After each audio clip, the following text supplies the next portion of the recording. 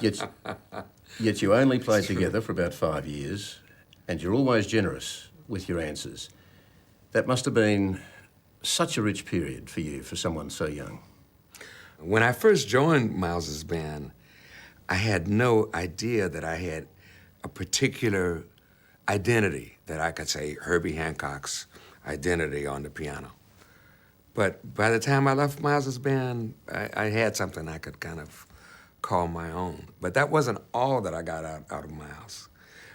Miles, I really consider him to be my mentor.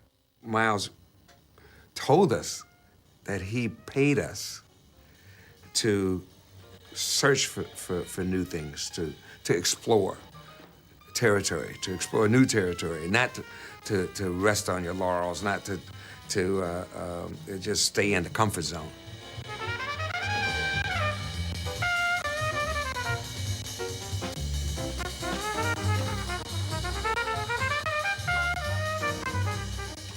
You tell a wonderful story from 1963 when Davis first recruited what became known as the Second Great Quintet and set you all up in his basement to play together for the first time, and he found an excuse to leave you alone for 3 days. What was he up to? I didn't find out until the 1990s that Miles was upstairs on his second floor listening to us through the intercom. And I was, well, why was he doing that? And I don't even remember who told me about this, you know. But they said that Miles knew that if he were there, that we would be too nervous to really, you know, let loose. And so he was upstairs, leaving us free to play. In the book Miles Beyond, you're quoted talking about your embarrassment when you once played a completely wrong chord in the middle of a Miles Davis solo, and you found his response remarkable. It really blew my mind. I mean, if you can imagine, it was one of those nights where everything was in sync. It was one of those nights when the band was really on. I think we were in Stuttgart, Germany, and the band was really kicking. You know, it was, the energy was high, and the level of creativity was amazing. And everything was soaring, and it was just building and building and building. And the audience was right there with us. They were. I mean, you could tell. I mean, they were practically on their feet. And then during the middle of one of the songs for this particular set, Miles was playing his solo, and he was building his solo, building his solo. And then when it reached a peak, I hit this chord that was totally wrong. It was so wrong. So wrong. It felt like the music was melting. You know? and so Miles just took a breath and he played some notes that made my chord right. Somehow he found some notes that made the chord that I played fit in that moment. And I couldn't play anything for several minutes, you know. I was just like, I'm looking up at the ceiling now, it's like, how did he do this? I mean, I was wondering, what kind of sorcerer or sorcery is this, you know? There's a story of the 91 Montreux Jazz Festival, just 2 months before Davis died, when he performed some of his early work with his musical soul brother, Gil Evans.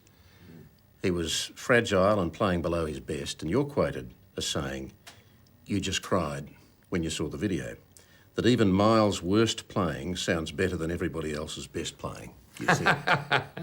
That's a remarkable compliment coming from you. Oh, yeah. Well, Miles was an amazing musician. His sense of just time and groove was uncanny, and his use of space was phenomenal.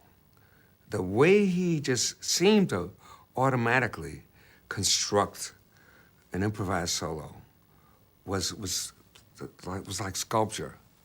You know, it was amazing. You know what? most musicians would give their right arm to be able to play Miles's mistakes. He was that good. You performed and acted in the powerful 1986 jazz film Round Midnight and picked up an Oscar for writing the original music score. The story of a deeply afflicted and tragic genius of jazz, in this case a saxophonist. How often have you seen variations of that story in real life? In many ways, things have gotten so much better, but there have been many musicians in the past that have been victims of racism, of just the poverty and the difficulty of seeing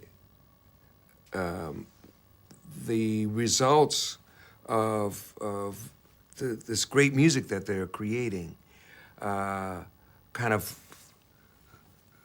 disappear in the air. What I'm also talking about, though, is those musicians who seem to carry so much pain, who had such trouble in their lives, who had such unstable lives. In Around Midnight, the ailing saxophonist Dale Turner says, "My life is music, my love is music, 24 hours a day."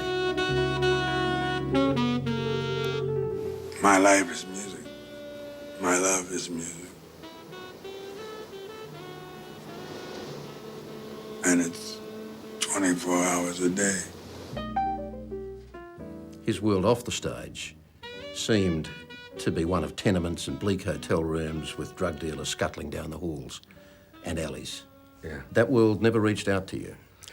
Well, a lot of that happened before I really came on the scene, or I got kind of on the tail end of a lot of that. When heroin, for example, was so prevalent in the jazz scene.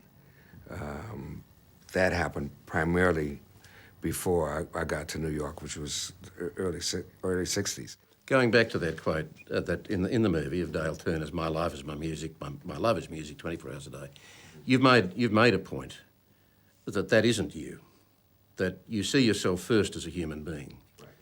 And Buddhism is a part of that for you, isn't it? I've been practicing Buddhism now for about 35 years, and for me it provides a support and an expansion of my basic philosophy of life, and it's not just centering myself. It's not just for focus. Buddhism is more about respecting the fact that every human being has a great beauty and a great importance, even if they don't realize it, and that each of us has something that we bring to the table of life that only we as individuals can bring. And that's why we exist on the planet, because we have something that we bring to it. You've had so many different creative phases in your life. You've taken on so many forms that you've had to withstand some sometimes trenchant criticism from some jazz purists. But that doesn't seem to have particularly bothered you. Why? Well, they're not the ones playing the piano. They're not the ones creating the music. They're not the person with the attitude and the perhaps the vision. For me, and again, this is something that was encouraged by Miles Davis. I have to be true to myself. That's the most important thing.